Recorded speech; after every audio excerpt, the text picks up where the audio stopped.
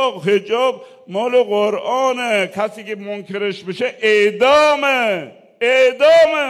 که تو خیابونها با شعار زن زندگی آزادی خودشون رو لخت کردن، سگ به دست میگردن. یک سری مسئولینی که رو صندلی خونرنگ شهدا نشستن فقط پست و مقام خودشون نمیخوان، میبینن حرف نمیزنن، تازه میگن حجاب چیه؟ مسئول. Fermandeyekî spaha pastarana terorîst daxwaza tundutîjî digel kesên bêhîcab dike.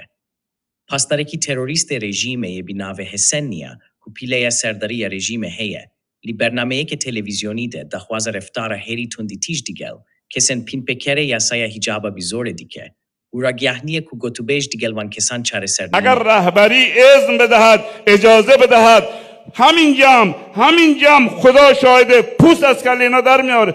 اینا منافقن. خیلی از مسئولین میگن اگر شما حزب اللهی ها خیلی هنر دارین اینا رو ببرید تو مسجد با اینا صحبت کنین. اینا که اهل مسجد نیستن، که اینا اصلا مسجد قبول ندارن. اینا اصلا چی داره میگی؟ کجایی؟ سگ به دست چی مسجد؟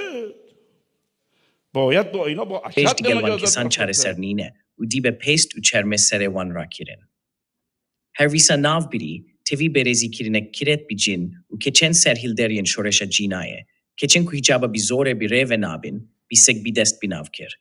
رژیم ایرانه لی هم بر اراده خلکه و برکودان جین و کچان لی هم بر هجابا بی زوره و بی آوایه دمکی نیچار بی پاشکشیه کرنه.